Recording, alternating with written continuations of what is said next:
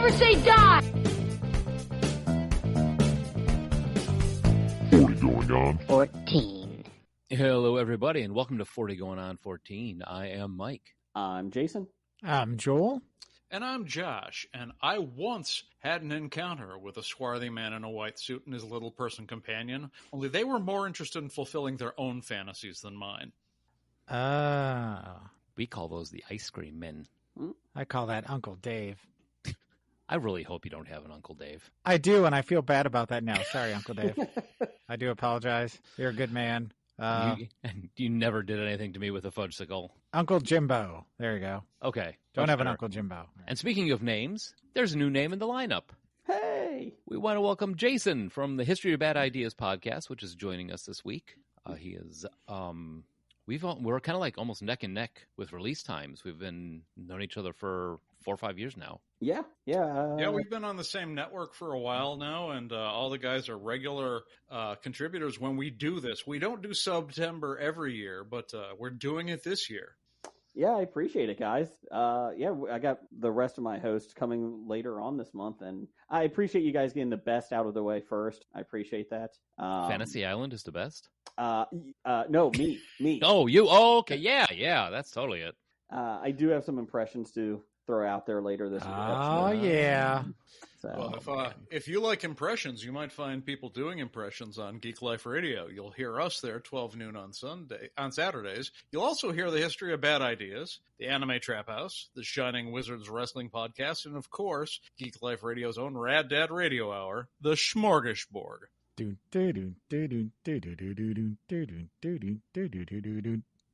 That it? No, I don't know. It was something. Yeah. Were you carrying something heavy? That's what that made me think? Yes. That made me think of the monsters. It's like standard meandering music. God bless it. Oh, pants are done. That's my phone. I'm trying to plug it in so we can hear the voicemail that we have coming up. But before that, if you're looking for more shows, you can find our back catalog at Google, Amazon, and Apple Podcasts. We are also on Podbean, Pandora, Spotify, Stitcher, all over the place. If you'd like to get in touch with us and give us a show idea that you'd like to hear, you can give us a call at 708-NOW-RAP. That's 708-669-9727. And you can also join our conversation on Discord by clicking the Join Us link in the show notes. And it's always hopping over there on Discord. It is. And if you joined us last week, you know that we are in the middle of a series of voicemails from our new friend in New Zealand. Yes, Evan. But he was giving us. But before we get to that, just also remind you, in the show notes is a link to our Google form to help out with the Show 400. What are you guys? You guys are listeners. The listener question show. Yeah, I've been working all day. Lots of conversations with work. But, the listener question show. So if there's something that has not been answered and you guys would like to hear about it and get a little shout out on the air, you can go over there, leave us your name if you like, and the question that you'd like us to answer. Yeah, maybe something. It's a nice break from our typical, we have a pretty rigid format here, but if you have always been curious about something that doesn't necessarily fit in a then and now, let us know. We will opine for you. Yeah, something that maybe isn't a whole show, but that is I always kind of wondered what pants size they wore. I don't know if we want to really get that deep into it. I mean, somebody wants to get deep in our pants. You can fit several people pretty deep in my pants. Anyway, now, hey, so Evan, when we last left Evan, he was giving us a recipe that involved digging a hole and starting a bonfire. So here's part 2. Even here again. I got a time limit. Okay. So what I was saying was with Maori honey, you dig the hole, you get the rocks and the bonfire going, and once that's down, you put baskets of your whole chickens and your porks and your beef and everything, all the veggies that you can think of, and you bury that down, and you bury it. You put dirt over it, and then you leave that for I'm not going to tell you how long. You can probably look on YouTube, but most of the day. And then you uncover that when you think it's all done, and that is just you've never tasted anything like Okay, that was one thing that I wanted to talk about. Cricket. I think you guys have pretty much got the cricket thing. I've been listening to a lot of how Pat's been describing it. And, you guys are really having a good laugh, and I don't blame you because it really is a game for having a laugh. But, I think you guys got it. An over is 6 bowls from one side, and then the next over is 6 bowls from the other side because there's 2 batsmen, as you've probably got worked out by now. So when you have a maiden over, that means there's no runs, and the bowler did a good job. Now, when you get a duck, that means that the batsman is out without scoring a run, and a golden duck is when the batsman goes out in his first bowl, so that's even worse. A spinner is a bowler who has the uncanny ability to spin the ball and make it bounce behind the batsman and knock the wickets over. Glorious to see. Bowls, well, the batsman's out because the ball hit the wickets, and a century is 100 runs. The match. Now, a cricket match can be 5 days. It's a chess game. It really is a psychology game, which, you just can't go into. You have to know it or you don't. The one dayer, the ODI, 50 overs decide. There you have it. Yeah, it looks like you ran out of time again, but we got some interesting cricket fats. Fats? Fats. Cricket fats. Fats baller, But we finally know what a maiden means. Now we have good. ducks and golden ducks to deal with. I do understand a little bit better. Just from that little bit of exposition, I kind of got a little bit better idea of, real basic. I kind of want to go to that guy's grill. Doesn't it sound great? It does. Yeah, he started in the last email talking about, the last voicemail talking about the famous cookbook that everybody in New Zealand gets as a young adult and his favorite holiday recipe. It just, he hit the 3-minute mark. And rather than turn the entire first half into cooking with Even, we decided to split that up a little bit. So was the cookbook, sounds pretty awesome. It's a similar style to the barbecues you see in South America. Was the cookbook called To Serve Man? Just asking. Yeah, he was talking about a Maori. It's a Maori recipe. Yeah, I wish I could remember what that cookbook's name. I just have to go back to the transcription since I got the voicemail. But not now. Not now. Now it is about, it's about that time. This week in music, movies, and TV. And sports. All right. This week we're going with January 14th, 1977, which was a pilot of the first Fantasy Island. The plane, boss.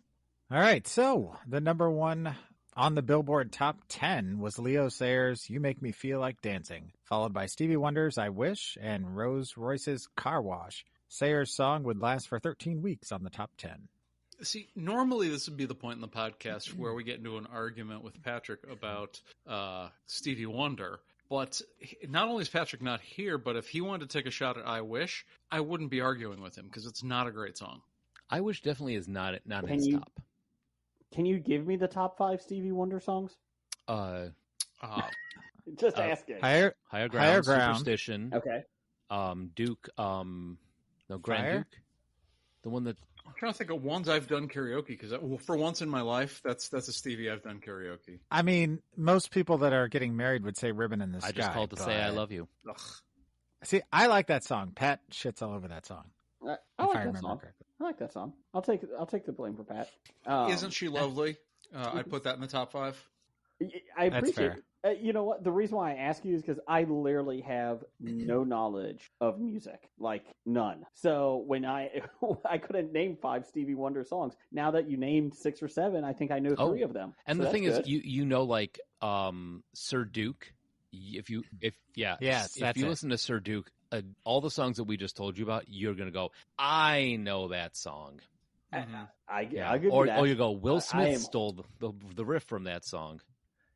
Will Smith. My Sharia Oh, that Moore, is a good that's one. of done karaoke. Oh, I forgot about that my one. parents, back when I forget, it was the mid 80s, they bought me a bunch of cassette tapes for Christmas, and one of them they got me was Songs in the Key of Life by Stevie Wonder's. And it's a great It's a good album. And album. it's like one of those things where I'm kind of like, yeah, Stevie Wonder. Thanks, guys. I think they just signed up for Columbia House and didn't know what to do with They the may extra have. tapes. They're like, Because I "Give know them to they Michael." didn't. Dirty Deeds Done Dirt Cheap was not on their want list. Matthew, we got you the soundtrack to Robocop. It was only Shoot a him in the penny. dick. Yeah. And they're probably still paying him off. Yeah. All right.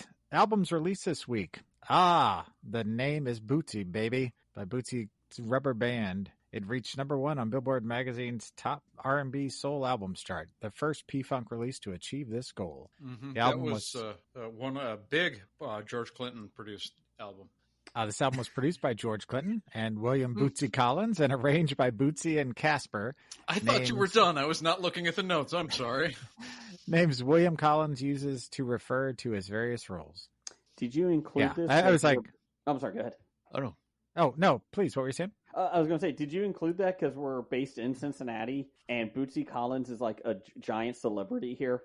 Did you know that? No. You did not know that. Okay. Oh my God. Thank you for subscribing to Bootsy Collins Facts. Yeah. Bootsy Collins is huge in Cincinnati, and I have no idea why. He lives here, and he's in like a couple Hall of Fames here for music. I have no idea. But yeah, Bootsy Collins is big in Cincinnati. So Is thanks he for that. from Cincinnati? I have no idea. Let's see if he is. I imagine him like him walking into places like Homer did after he bowled the perfect game. Did someone say perfect game? It's Bootsy Collins. Trying to see where he was born at. I kind of equate. He was born in Cincinnati. Okay. Look at that. You're learning music facts. Yeah. He got his name Bootsy from his mom because she said, quote, because you look like a Bootsy. I don't know what that is. Because you look like I'm a assuming Bootsy. it's a shoe. What's a I guess. You look like the bottom of my I don't shoe, know. kid. You're a Bootsy. good thing she wasn't like, you look like a Changla. He's Changla Collins. I don't think that doesn't roll off the tongue no. as well. No. All right, moving on.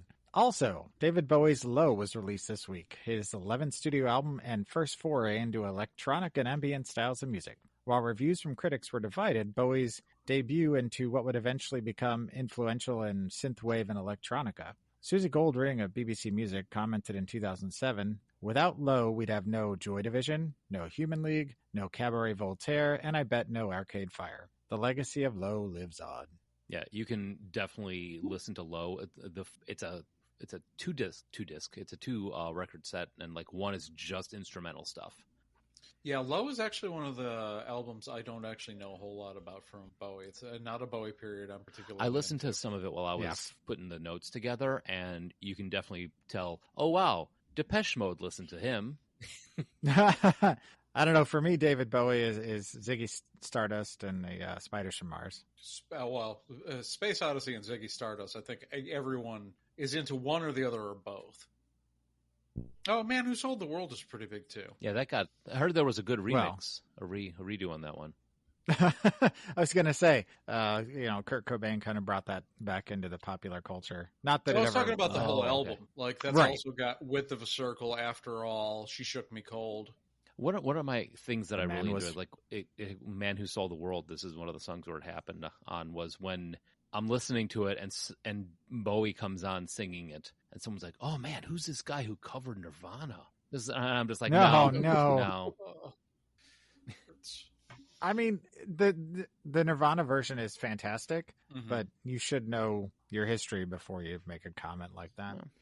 All right, we'll move on to movies then. The top movie in the land was 76's King Kong, starring Jeff Bridges, Charles Grodin, and Jessica Lange. Kong was a commercial hit for Paramount and would gross $26 million in 10 days after its worldwide release at only 1,500 theaters. It would be knocked out of the number one spot by the film Rocky on January 26th. And then Rocky would roll for like the next 3 months, and then it'd be like another movie Rocky, another movie Rocky, another movie Rocky, and then Star Wars. Oh, that makes sense because we're super early 77 and Rocky came out super late 76. I like that King Kong, by the way. What were you saying? I was going to say, it's interesting, like back then, in January, that was not the month that movies went to die. I mean, you had Rocky and you had King Kong, which are, well, I mean, at the time, they were going to be pushed by the studios, right? Because they thought King Kong was going to, well, obviously King Kong did well, but they thought, this was the huge tentpole thing. It's just kind of interesting. Back then in January, it was not a bad month to release. Yeah, it seemed like more people were like, the focus was, people are done with the holidays. Let's just give them something they can sit and relax and just watch. Mm-hmm. Yes, an indoor activity, going to the cinema. Yeah, and back then, since, there wasn't really home theaters, the systems, VCRs and whatnot, really. You went to the theater or you watched TV, and that was your source of entertainment for ABC that kind of movie stuff. in the afternoon. Right? Yeah, now if you want to stay inside because it's cold, you don't even want to get in the car to go to the movies. No. VOD. All right, Peter Finch was an English-born Australian actor that was most well remembered for his role as Howard Beale in the 1976 film Network, famous for the quote, "I'm mad as hell and I'm not going to take it anymore." He appeared on The Tonight Show with Johnny Carson to promote Network on January 13th, and the very next day he died of a heart attack in the lobby of the Beverly Hills Hotel. He was posthumously awarded for his portrayal of Howard Beale, and is also the first person to have this honor. Currently, the only other actor to be awarded an Oscar after their passing is Heath Ledger. Wow. Pretty I'm good. mad as hell and I'm not going to take it anymore. It's been years since I've seen it. I couldn't even tell you the plot. It's like I'm interested. So when was Network released? 1976, 77, right around there. I was just trying to see, because if he's promoting on January 13th, I'm just wondering when it was released in theaters. I think, okay. Because you had King Kong and... So it was released, I want to say a couple months after that. So he was doing the role, and then kind of like weeks later they released it. But if you get a chance to see it, it is a great movie. The whole premise is he's a... oh, go ahead, Joel. Release date November 27th, 1976. Okay. Wow. So they were still pushing movies months after they were released back then. That makes sense, because movies stayed in theater a lot longer. I can remember even like in the early 90s than they do now. Well, once the VHS rolled around, then it was just a race to get it into the homes. Yeah. And that's even picked up now, breakneck pace. It used to be like movie would be in the theaters, and you'd have to wait 6 months before you could get it on home video. And then it was like That's 3 months. A week. And now it's same day. depending on. Right? Hell, I'm mad that Shang-Chi is not in on Disney Premium. I'm like, come on. Right. I gotta go to the theaters for this? Damn it. All right, January 13th was a trade-off, as on that day, the same day we lost Peter Finch, we gained an Orlando Bloom. He was named after the 16th century composer Orlando Gibbons, and his full name is our acronym of the week, OJBCB, which would be Orlando Juice Box Cock Bloom. He had an upsetting. That's yeah. correct, You're isn't close. He had an upsetting upbringing. Yeah, he knew Joel's Uncle Dave. Oh, no. Jimbo. Uncle Jimbo. I wish to go back in the conversation. No, unfortunately, you're wrong. His actual full name is Orlando Jonathan Blanchard Copeland Bloom. Juice Box Yes, Cock is a nickname. that was after Got it. preschool. I'm just going to roll with that. Let's go past. Let's All go right. to TV. That's also a great band name. But So anyway. top shows in the land are Laverne and Shirley, Happy Days, and Three's Company. And all three of those, I was looking at them, were all run on ABC. So they had a nice little moneymaker going with the three of those. Wow. Those are big Mhm. shows, too. So I really hope they never try to remake Three's Company. I don't know how they do it these days without somebody I don't know how they do complaining. anything these There's days no without way. people complaining. Well, it wouldn't make sense anymore because, I don't think there's a stigma attached to living with like a co-ed roommate. It's like, yeah, so what? You don't have to pretend you're anything. Just pay your Mhm. fucking rent. CNN has a TV show on the history of sitcoms. Have you No. guys seen this? No, Oh but I'm my God. intrigued. It's Sunday nights. They've had 9 episodes, I think, and it is fantastic. And they actually just had, and each week they have like a topic. And I think it was this week or last week, they had Outsiders, and Three's Company was on it because of Tripper on it, because he was an outsider in the type of, you don't see that normally on a TV show back in the day. him faking being homosexual and that and living with women and that. And they've done a great job. They've hit Laverne and Shirley, Happy Days, and Three's Company like throughout the span of these 9 episodes. They keep going back to these. It's a really great show, and they have all the comedians out past and present talking about it. But yeah, they just had a huge one on Three's Company about it. Nice. I got to take up sleeping as a hobby because when you said Outsiders, I was thinking, so he was a greaser. He was telling Ponyboy to stay gold. Terrible, because that's exactly. I was trying to figure out where John Ritter was in Outsiders. Okay, so not just me. You're gonna die, Pony. Three's Company, they could potentially pull it off if they did a swap where instead of a straight guy living with 2 girls and the landlord being suspicious, having, it's possible. I had it in my brain and then it just went away. So like a gay couple in Texas trying to rent an apartment and trying to pretend that the third roommate they get is one of their girlfriends or something? Right. Okay, I got you. I'm picking up what you're putting down. It's a stretch, but... Okay. So January 15th sees the arrival of Bill Murray to the cast of Saturday Night Live, replacing Chevy Chase, who decided to pursue other interests. Murray would perform on Saturday Night Live until 1980, when he landed his first starring role in the summer camp comedy Meatballs. We did that show. We did a Bill Murray movie, and we realized Meatballs was kind of a dull movie. It wasn't great. It was better than Meatballs 2. What House Party? Meatballs 3. Did they go that far? Yes. They probably did, didn't they? I think they did. If they went to there was like Porky's 4, they must have gone to Meatballs 3. They went to House Party 4. A sentence I've never said before in my life. It's kind of weird. All right, so this week also saw the debut of Circus of the Stars. This annual TV special featured John Forsythe, George Hamilton, and Bernadette Peters as the ringmasters, among others, and starred Ed Asner. Ready for this? Ed Asner, Billy Barty, Linda Carter, Rue McClanahan, Abe Vigoda, and Pat Morita as just some of the performers. Circus of the Stars would last for 19 years and end in 1994. What the hell thing is Abe Vigoda doing on that show? I searched to find out what Abe Vigoda did. Trapeze, right? He was trapeze. He was lion tamer. I personally think he was probably just the sad clown. And they're like, oh, he's a sad clown. He's got no makeup on. He's just sad clown. But Pat Morita, Billy Barty, I mean, these... And then this rolled for a while, because I remember it being a big thing every year. It was on TV Guide, Circus of the Stars.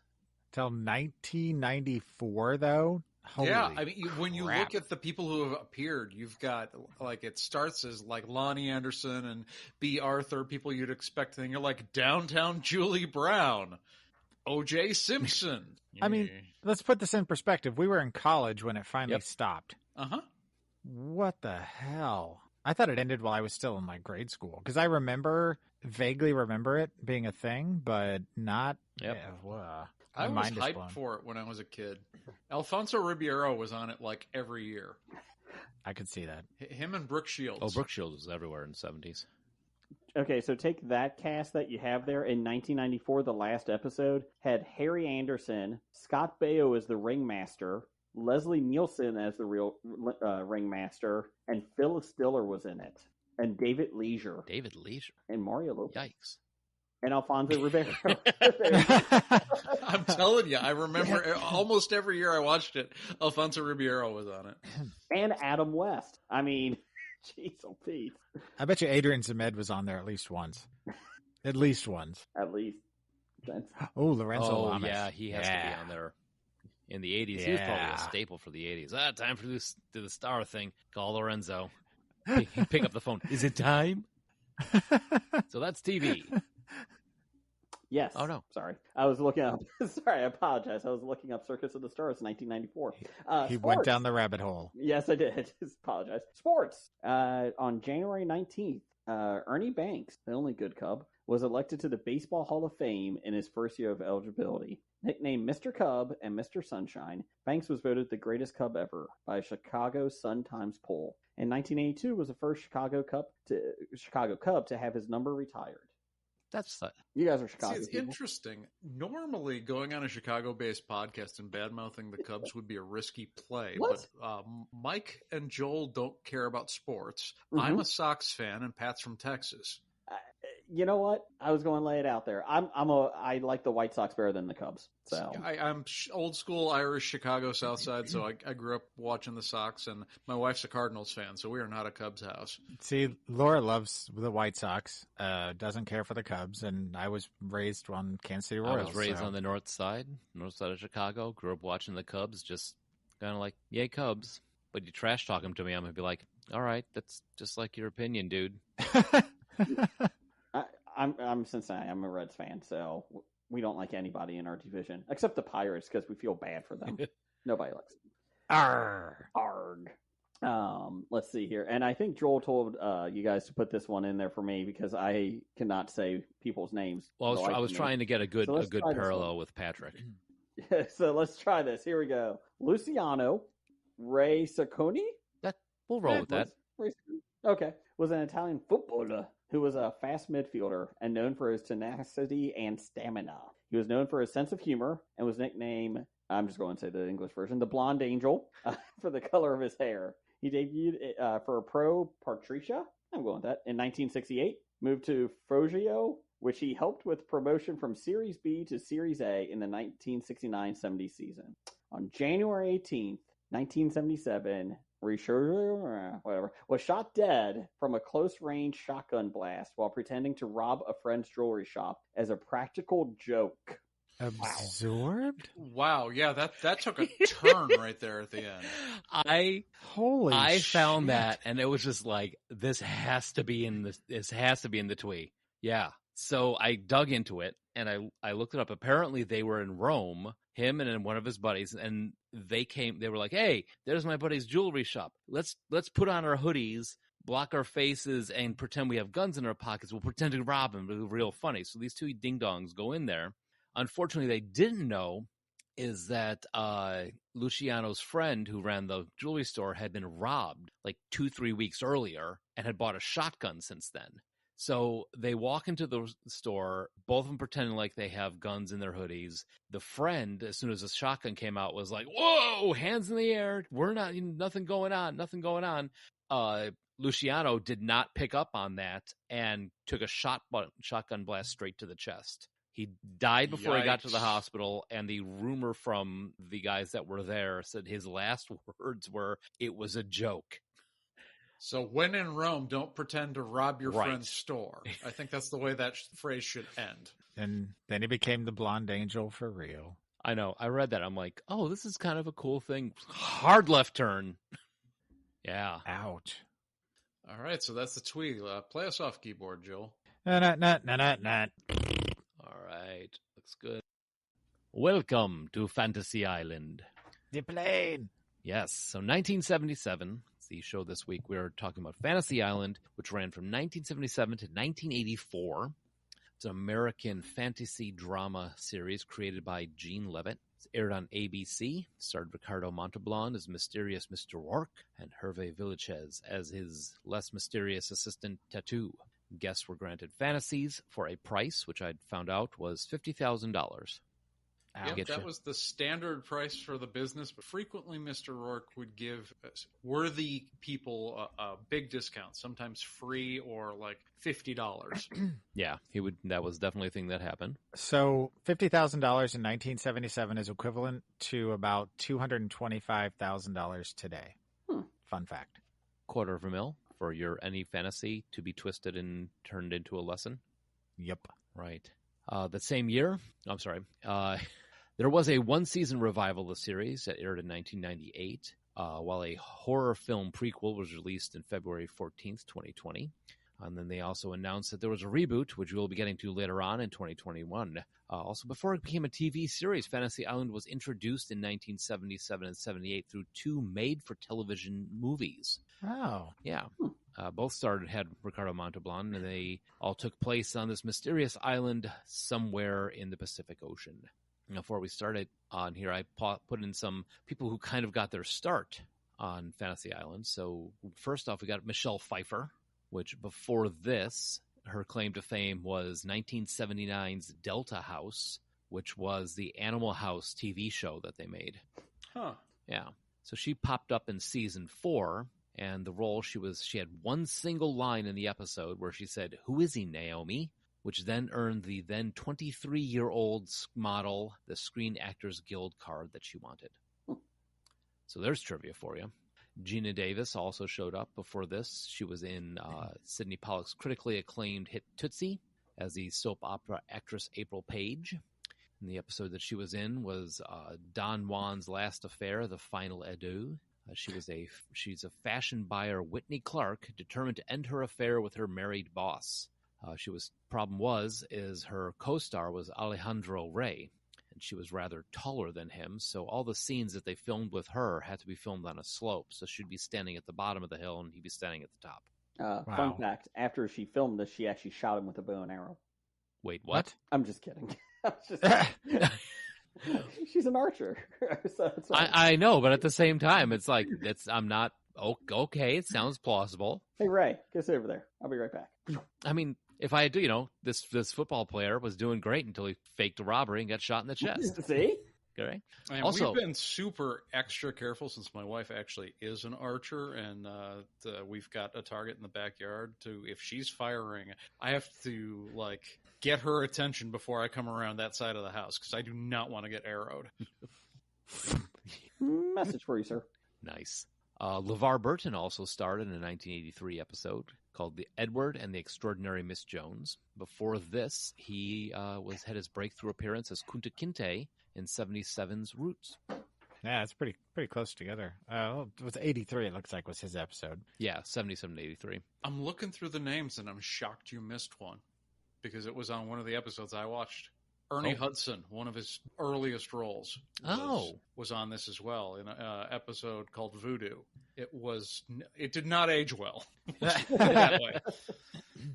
No, I miss it. I just pulled a couple because with the list of people that I had, it's never ending. Right, for sure. I was just like, why do I recognize that guy? Because he didn't have the mustache.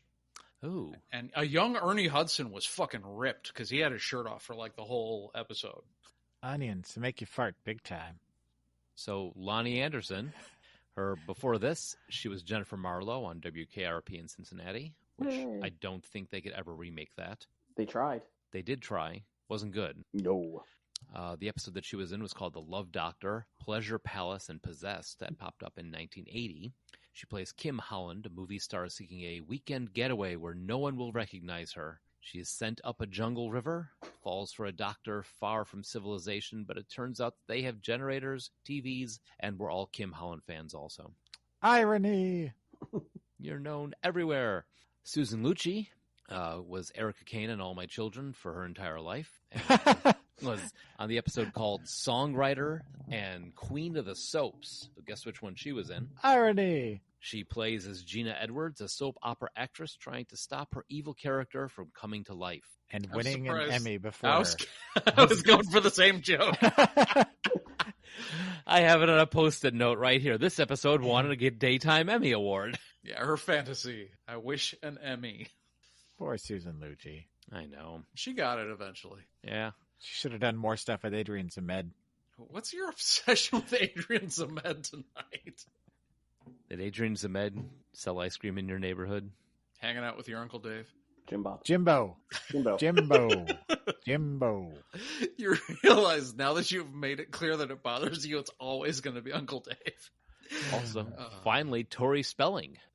Her claim to fame at this point was an 1981 appearance at age 8 in the TV show Vegas, produced by her father, Aaron Spelling. What? Bum, bum, bum.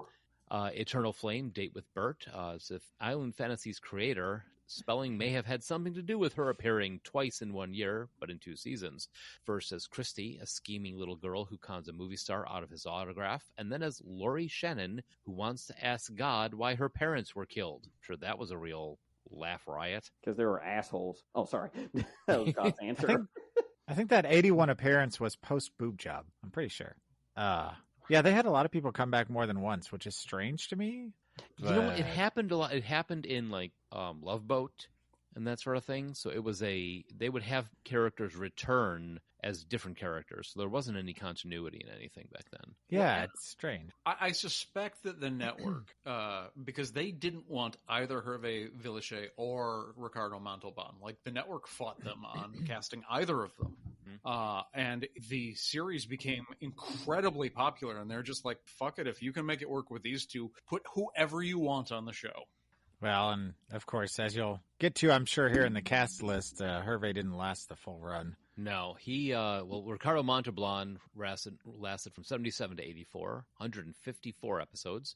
Hervé Villechaize as Tattoo lasted 132 from 77 to 83, which was taken over then by Wendy Shaw for 24 episodes for 81 to 82. She played Julie. Yeah, she was on at the same time as Tattoo. Yeah. There was a little bit of crossover on that one. And then Christopher Hewitt, Mr. Belvedere. Yes! Showed up for 22 episodes to finish it out from 83 to 84. Yeah, he was the direct replacement for Tattoo because instead of running up the tower to ring the bell, he just had like a rope that he would yank. No, he had like a button. Oh, you're right. It was a button, not a rope.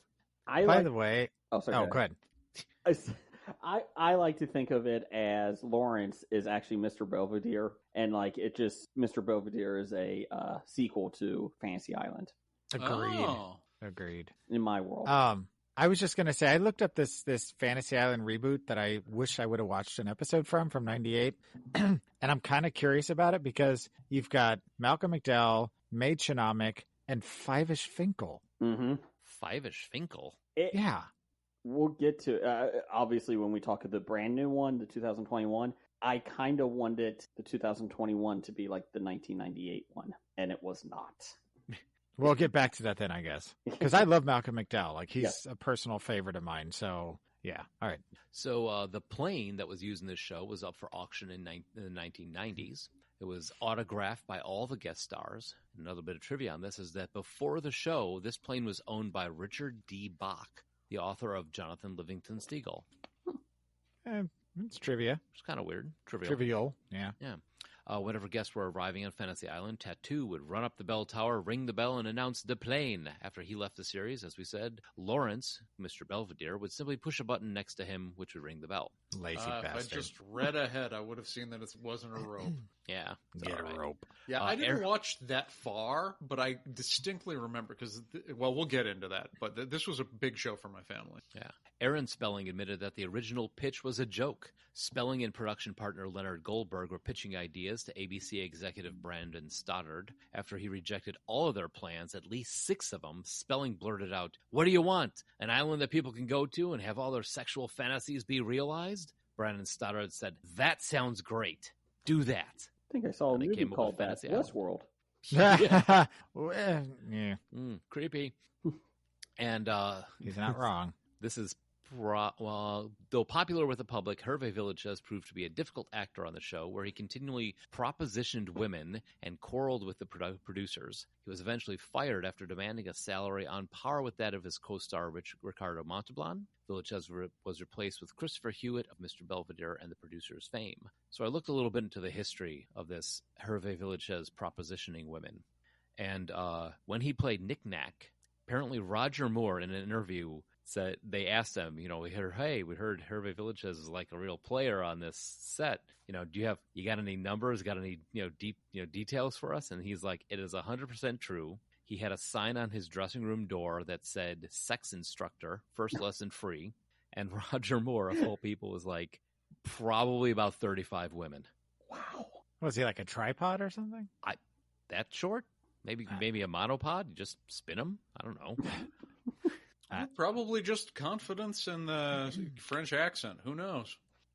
I mean, he was in Richard Elfman's Forbidden Zone, so maybe that was it. They were like, oh, yeah.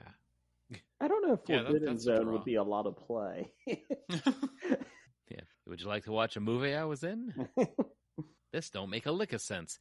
And finally, in 1998, ABC revived the series on a Saturday time slot. The role of Mr. Roarke was played by Malcolm McDowell in the revival. And in contrast to this show, the supernatural aspect of his character and of Fantasy Island itself was emphasized from the start, along with a dose of dark humor. Now, that's interesting to me because Malcolm McDowell was a very particular recurring character on Fantasy Island. Yep, he played Satan. Yep.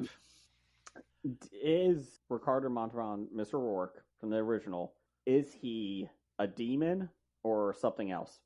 I think here's the thing about Fantasy Island. Like, watching back, like, the scripts and the acting in general are not good, but I found it compelling because of the enigmatic nature of Mr. Roarke. Mm-hmm. Like, he'd constantly talk about knowing people who were dead hundreds of years ago, just dropping it as though it's nothing.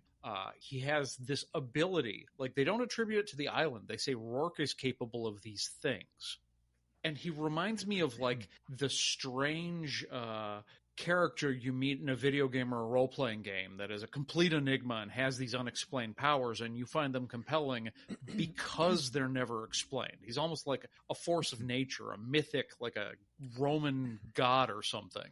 Well, and once you get to the new series, and if you watch, I went ahead and watched the movie because I wanted to see the movie and gave me a reason. And you watch the series, the original series, like I watched the first episode, the last episode, and then the nightmare episode that everybody talks about. And in the first episode, there's some subtle like hints that he's some sort of a deity of some sort, maybe not a god, but some sort of like, deity's the best word for it. But then in other incarnations of it, it's more of he's a caretaker, and the island itself is he's just kind of like the genie. We're going to revisit this because I think that you take the one thing that makes this show compelling and fuck it up.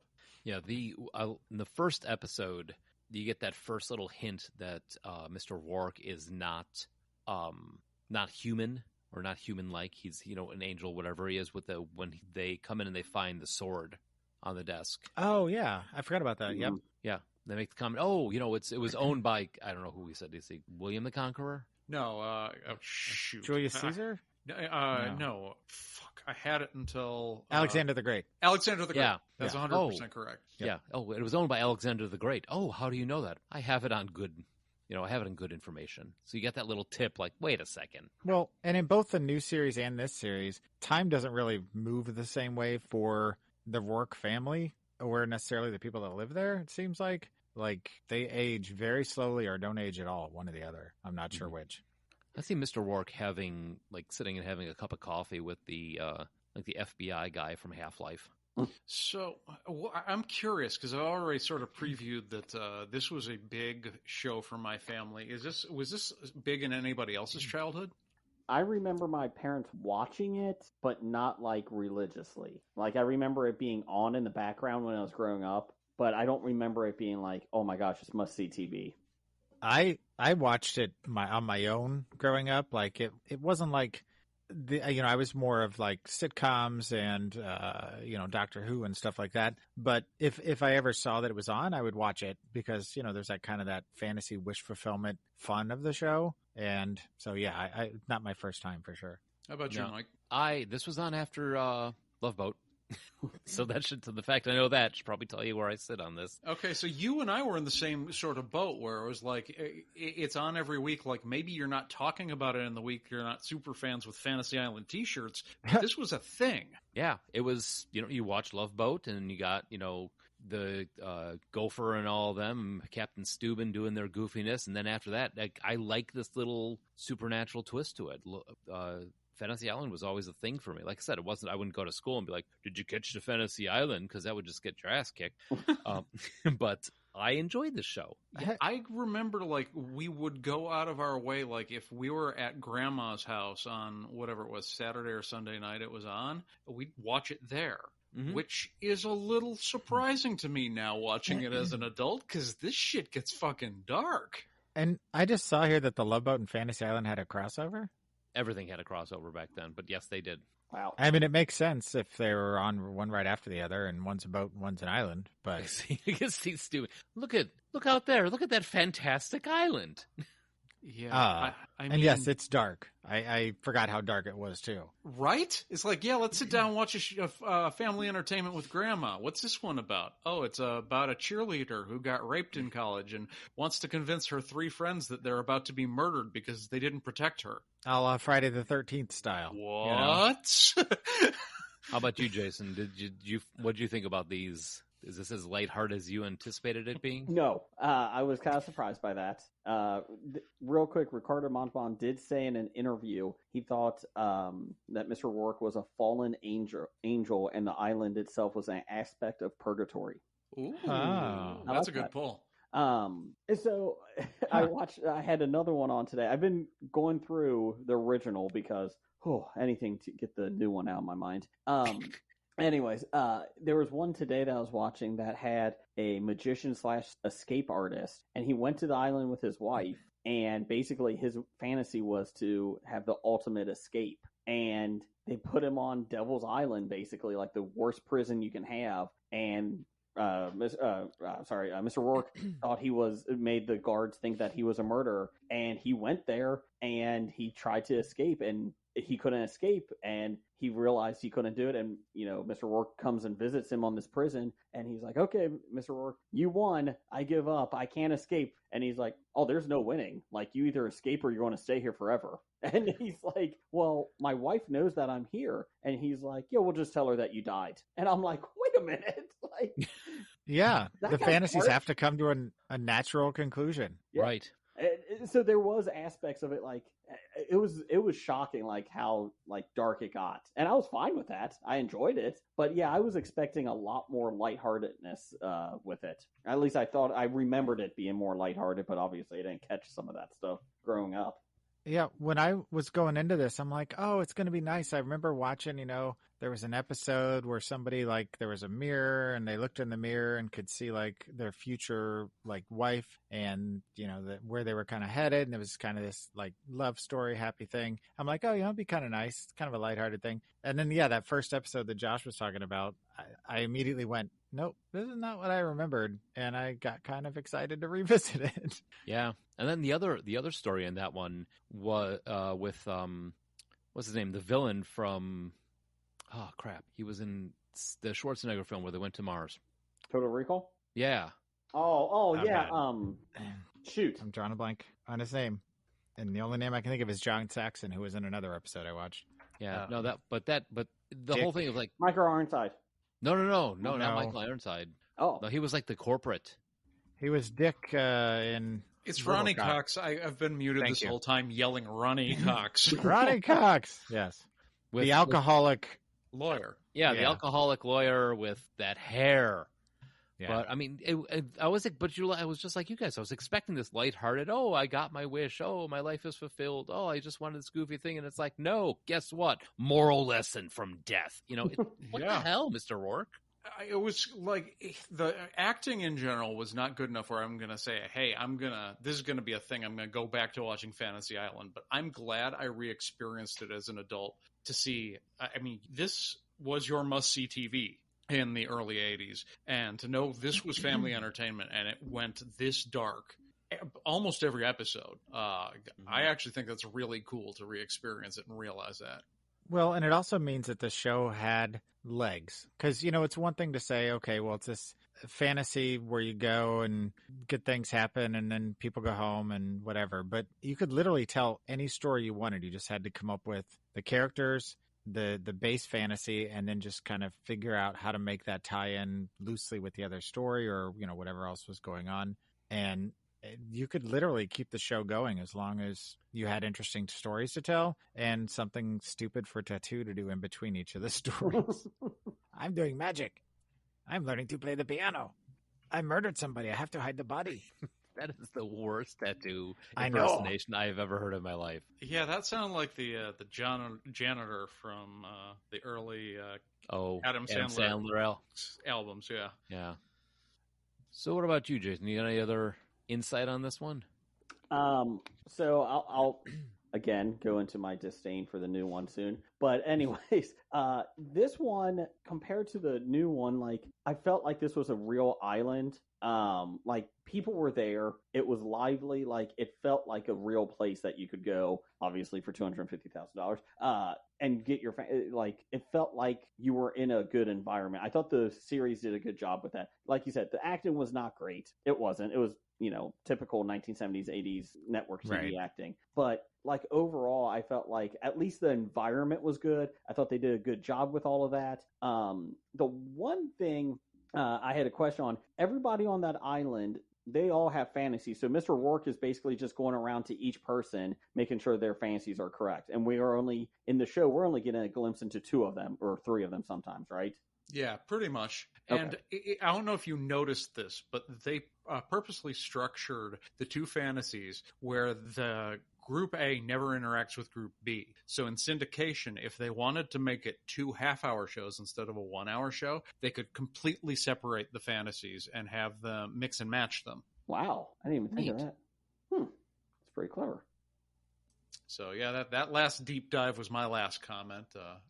No, I thought I mean, I don't know if I would go back and, like you guys were saying, like dig deep into the show, but if I was kind of hanging out and not sure what to watch, I might actually watch a few other episodes. Yeah. Now that Hulu is like, would you like to watch Fantasy Island? Would you? I think, I definitely would. I could put it on in the background and probably forget what I was doing because, again, acting's not great, but the stories themselves were great water cooler conversation on Monday morning. It's interesting to revisit it and look at it through kind of like your parents' eyes, so to speak. It's because it's a different show. Yeah. What were you saying, Jason? There's a lot more threesomes in this and orgies than I thought there was going to be on TV. Like they alluded to a lot of them. It was the late 70s, early 80s. Yeah, but on network TV? Yeah, I suppose that's right. I wonder if that's the swinger culture becoming so pervasive in society that they felt like, hey, it's the thing people this age are doing, so we should address it. Mm-hmm. What episode did I skip? I know, right? There was one that this nerdy type guy, or nerdy by 1980 standards, he basically got a harem. Like he was just like the prince or the king, and basically he had anything he wanted, and he got mad at somebody. One of the women was from his past, and she's the only one that said no to him. And there was a big thing about, I'm like, what the hell is this? And he's like, you can't say no to me. I'm like, oh, whoa, wait a minute. What are we doing here? If it's the one I think it is, it's one of the rare indications where Roarke actually interferes in the fantasy, because when this guy has his stable of sex slaves. Yep. Okay, yeah. Yep. It's the implication.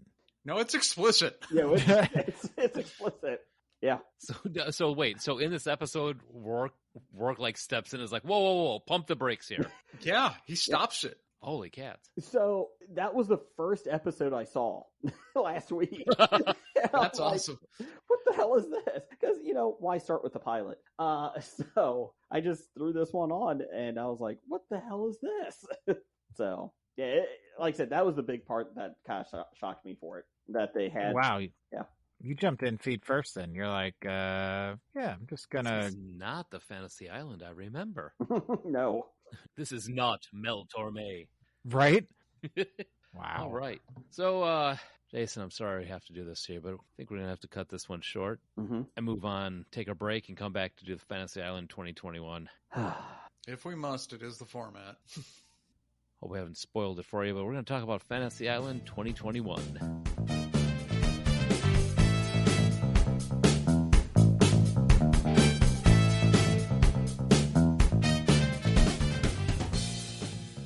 So in 2020, they said that they're going to remake the beloved Fantasy Island in 2021. Among many things of 2020, this was a bad idea. Yes. This was created by Elizabeth Craft and Sarah Fain for Fox. It is a sequel to the original Fantasy Island television series, and it premiered on August 10th, a mere 4 weeks ago. Now, Elizabeth Craft, some of the things that they have been responsible for was The Fix, Angel, Women's Murder Club, Dollhouse, Lie to Me, and The Shield. Some of the other things that they've worked on. Some good shows. This is not one of them. Which begs a question.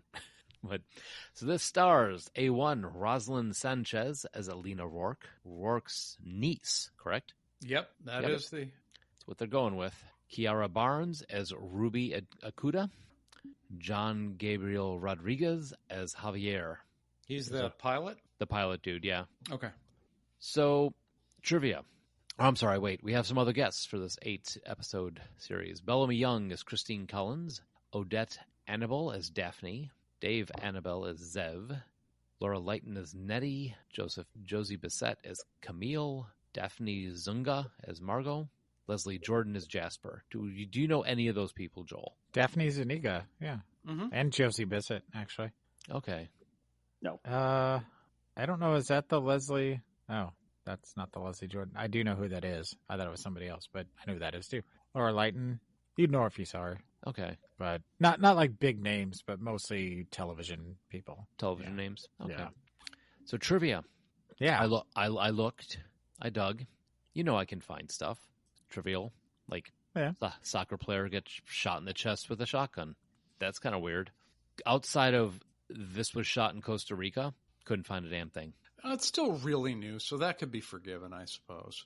Yeah, it's 8 episodes and a month. So yeah, I can kind of forgive it. I'm assuming it is the first viewing for all of us. Wait, here's some trivia. This Oh, is wait. a direct sequel to the original Fantasy Island from I 1977. literally just said that at the beginning of the bit. So it's not that. It's not really very trivial. You got that trivia from me trivia. That's like true. 2 minutes ago. That was my fantasy. To To steal be my able trivia. to do a trivia? Yep, it's been fulfilled. All Peace right. out. You heard it, folks. Joel's on trivia from now on. Be careful what you wish for, Joe. Hey, That Joel, is sort of the theme in Fantasy Island. Yes. Yeah. I got some trivia. Do you know this is a sequel to the original? Really? Yeah. Huh. That's good trivia. throwing it out there. Just heard a That rumor. is good trivia. It is. Oh. Everything makes so much more sense now. Yeah. Oh, I got one. Did you guys know that's fucking terrible? Yes! Yes, I did. What the hell? They took a intriguing but poorly acted show and turned it into couple who have been in love for 50 plus years just ditch each other. Well, I see. I didn't have a problem necessarily with that aspect of the show. I think the biggest problem is that they took a few things that didn't matter about Fantasy Island. The two stories, the sort of everything's dark, but they didn't really want to make Fantasy Island. They wanted to make Black Mirror, only with a possibility of a happy ending, only make it sexy and okay for network TV. And I was intrigued by the original Mr. Roarke because he's unapproachable. He's almost an elemental force. I did not need to see the Roarke character making goo-goo eyes at the hunky pilot.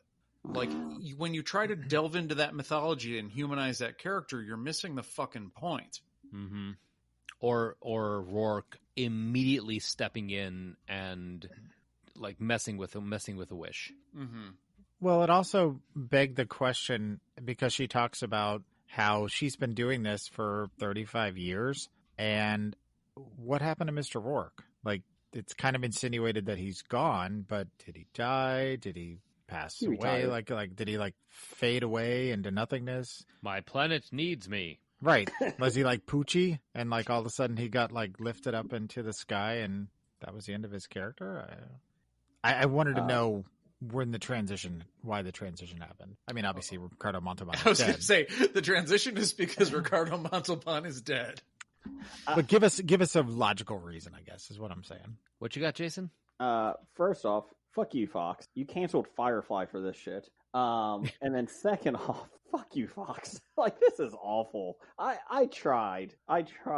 And I give every show 3 episodes, and I got through my 3 episodes. And I'll be honest, if I didn't know I was coming on the show for this one, I would have stopped after 1. Wow, is this bad? There's just nothing. It's just lifeless, the island. Like, it's nobody's there. And I get it that you're making this probably during a pandemic, right? So you can't have 100 people in a scene. But like, this island looks horrible. Like, there's nothing. There's no mystery to it. You know, they try to give you some intrigue, but like there is none. And then what's that first episode? The news anchor that just wants to eat. Oh my god! And then it goes back onto her childhood horror stories about her stepfather. Oh my god! And then she cannibalizes him. Yes. That's I was when she came off the plane, she says like, I just want to eat. I just want to eat with no consequences, that sort of thing. I turned to Suzanne, and you can even call her and ask her. I said, this ends with cannibalism. Putting that right there. And damn if I was right. The other thing is, Aideen Bradley, who played Mel Akuda, the old man. Did they dub the old man's voice in? I think he's actually just a talented actor. Like, for all of the flaws this had, like, bad performances from the stars wasn't actually one of them. It's the script and the entire vision is the problem, not like bad acting. We will be into the other side of the yin yang there. We got better acting, but now the writing is crap. Well, and I think at the beginning I said, as much as I love the original, I don't think the writing was ever good, but they took the few things that Fantasy Island had going for it and jettisoned them. And like, I expect, I don't know, maybe this is what I expect.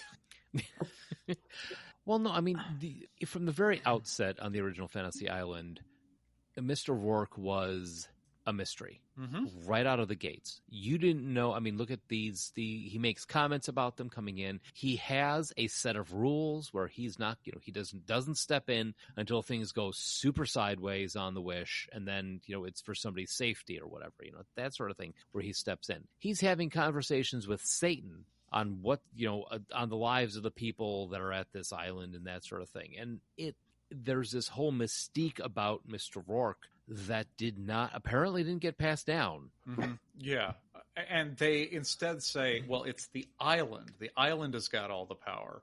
And that's not interesting. We saw that. I mean, Lost did that. We have an island with funny powers. But no Snog monster. Well, yet. You never know. I don't know if it's going to get signed for another season. Yeah. I don't know. I don't feel like I hated it as much as you guys did. I didn't love it, but I don't think I would continue watching it after the 3 episodes I did. But it was, I've seen worse, I was a little disappointed that they kind of toyed with the basic formula, though. Yeah, and I think that's the thing is this was what people who don't look into reboots the way we do have a certain stereotype of what a reboot is, and it's always something negative. This show is what people who don't watch a lot of reboots imagine they're all like. Like, it's very rote, it's very basic. I think Jason was right when he said it's soulless. There's just nothing going on here of interest. Yeah. You were saying, Jason? Yeah, I mean, my other issue is that it's too happy. Like, it's bad writing, but like every story has a happy ending mostly, right? The grandmother who left her grandkid, so she could go to a party, and like her daughter won't talk to her and she becomes invisible. Like, that even has a happy ending. I'm like, what the hell is that? Like, no, that should not have a happy ending. She needs to learn her lesson. And they don't. They go the other way. Like, any chance they could have had, and I don't mean that you have to be dark or, well, have orgies like the old one did, but, like, any chance, I mean, it would help, but any chance that they had, like, to go one way and go different, they took the easy way out every single episode. Yeah, that's exactly it. They never took a risk on someone like Black Mirror. At the end of the show, you watch and you go, holy shit, what just happened? Mm-hmm. Yeah, I think that somebody somewhere, when they're like, okay, we tried this in 98. We heard that Blumhouse is making a movie. Now's the time. Strike when the iron's hot. Let's get this show into production. What's the premise? Okay, there's an island. They fulfill fantasies, and there's kind of a aloof, kind of, whatever caretaker. Okay, good. Go write some stories. Let's get this thing going. And they kind of miss the point of the show. The good news is the ratings are falling each week for this.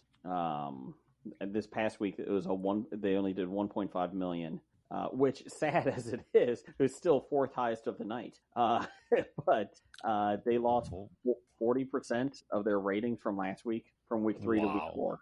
So, I mean, there's a chance that somebody could come in, they get a different showrunner, or somebody goes, okay, look, the ratings are failing. Why? look at the comment cards or, the online whatever and go, okay, well, we missed the mark. Let's retool it. And maybe if they did a little bit of a touch up, they could turn it around. Do you think they're going to bother, though, considering the effort they didn't put into the show? No, Not probably at not. all. Probably not.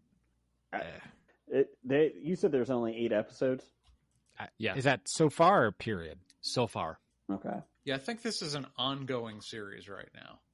I don't know how long it took them to make all of this in pandemic times. And Jason's right. It's pretty obvious the way they had to make the show around their constraints. You kind of see behind the scenes a little easy. Mm-hmm. Yeah. I don't know.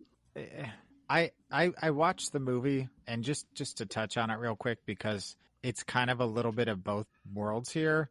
In the movie, Michael Pena plays Mr. Roarke.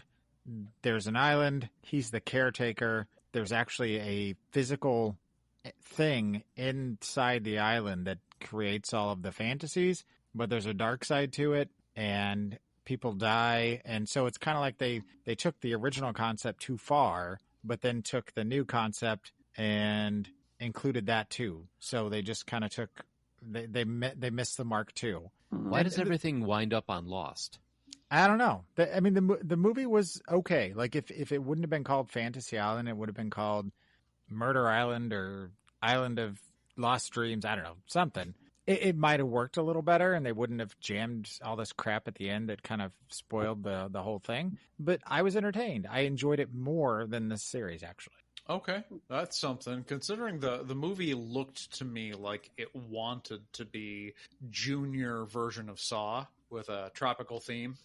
It was more like the original series in terms of the fantasies start off in a very positive light, but quickly kind of devolve, into this kind of darker tone.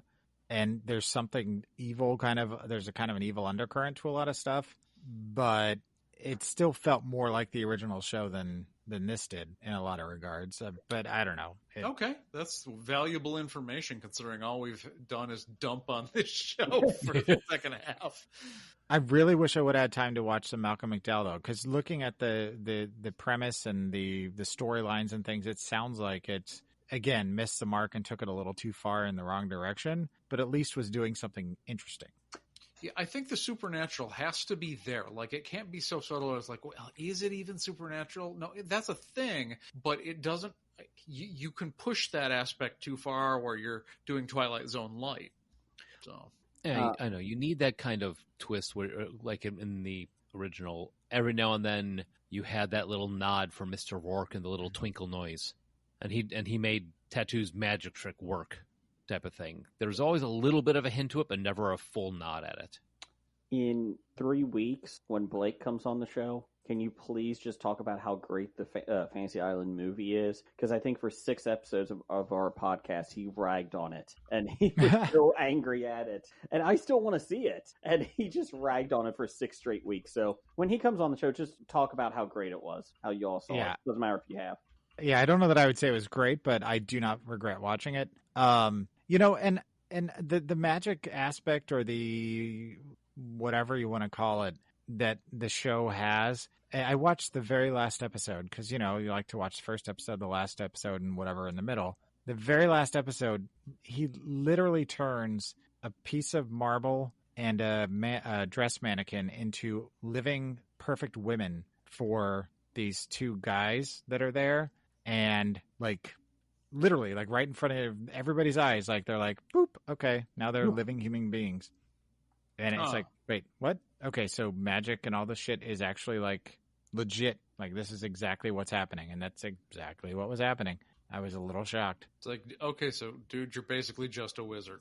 Yeah, it's kind of where the way it felt. Okay, well, he's not hiding it anymore. One of the things about the movie that made me laugh, though, was when Mr. Roarke was having a conversation with one of the guests, and she's like, so what kind of fantasies do, people typically have here? And he's like, mostly sex stuff. And then they just kept on with their conversation. And I'm like, yeah, that's probably pretty accurate. Yeah, that tracks. Yeah. At least he's honest, you know? All right. Right? So if we gotten to the point where our own fantasy is to stop talking about this show at this point? 100%, man. All right. So I guess, we can thank Jason for being our first host for September. Yeah, I'm sorry it was such a movie thing, TV show poop. I appreciate you guys letting me come on. No, I'm glad I picked this one, or that you guys, threw Fantasy Island out there. Because again, I never would have gone through, the new one as many episodes as I did. And now I know I never have to go back and watch the 2021 version. There you go. So if you're out there and you're listening and you have your own thoughts on Fantasy Island or something else we can do, or maybe you want to tell us what your fantasy that would get twisted by Mr. Roarke and the island, what that would be, let us know. Give us a call at 708-NOW-RAP. That's 708-669-9727. Yep, and if you're looking for our back catalog of shows, you can find them on your favorite podcast apps, such as Podbean or Pandora. You can give us a thumbs up. You can also, if you enjoy the show, we'd love to hear about it, so leave us a review on Apple, Google, or Amazon Podcasts. And you can also support us through the Ko-fi link in the show notes to help keep the internet hosting costs at bay. But before we leave, Jason, you are one of the hosts of the History of Bad Ideas. Yes. Tell us a little bit about your show. It is a round table of geeks that started with just 2 of us, and now it's 5 of us, give or take a week. 5 hosts. We talk about pop culture. We do listener feedback. We do a top 5 list every week, and after 400 and something episodes, that gets really, really difficult to figure out a new top 5 every week. But it comes out every Tuesday night, and you can find us on all the major ones, Stitcher, Apple Podcasts, Amazon, any of those. And we're on Twitter at Bad Ideas Podcast, and also on Facebook at the History of Bad Ideas. Yes, people still use it. And we do a lot of new Imitations. trailers. Imitations. Some people just want to watch the world burn. So there you go. I didn't do that. Was Michael Caine just here? I felt like... Michael Caine. Did he have a stroke? It's uncanny. My kids say the same thing when I do impressions. Dad, stop having a stroke. Oh, jeez. That's rough. It is. It's not By the way, are we doing thumbs up, thumbs down? Sorry, I forgot to. No. Oh, that's a good call. It is tradition. Yeah, let's do it. I think it's pretty obvious, but let's play Thumbs this up. out. Thumbs up for the original, thumbs down for the second, for the remake. I'm right there with you. Yep. Oh yeah, if we're doing it that way, yeah, I'm in. Thumbs up for the original, thumbs down for the remake. Yep. Yeah. Well, you can take that home and put it in your pocket, and we will be back next week with more Hobie goodness, more guests from History of Bad Ideas. I think we've got Jeff is going to be on the show next week, and he's going to be taking my place, so that should be interesting. And they're going to be watching Bill and Ted's Excellent Adventure versus Bill and Ted Face the Music. I'm waiting for that show. I know, right? And Patrick's going to have to watch Keanu Reeves movie now. Finally. All right, everybody. Thanks for listening. We'll be back next week.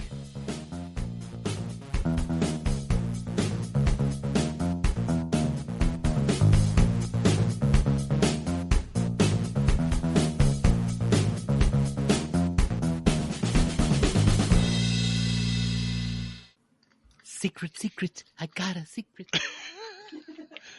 Did you watch that Fresh Pots yet, Mike? No, I'm busy drawing a penis. Yes. The fact that Mike just said it that way is funnier probably than the actual drawing.